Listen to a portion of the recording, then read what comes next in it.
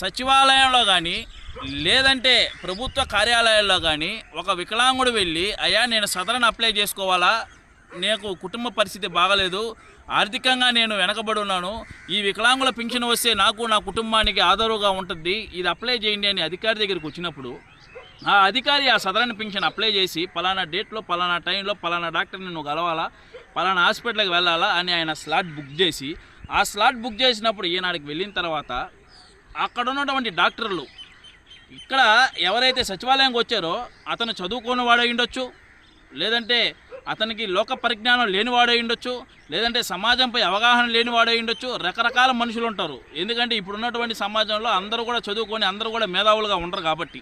కానీ ఒక డాక్టర్ వృత్తిలో ఒక వ్యక్తి ఒక డాక్టర్గా పట్టా పొంది 10 మందికి వైద్యం చేస్తున్నాడంటే భగవంతుడు తర్వాత భగవంతుని ప్రతిరూపంగా ప్రతి ఒక్క డాక్టర్ని కూడా ప్రతి ఒక్కరు చూస్తారు. ఎందుకంటే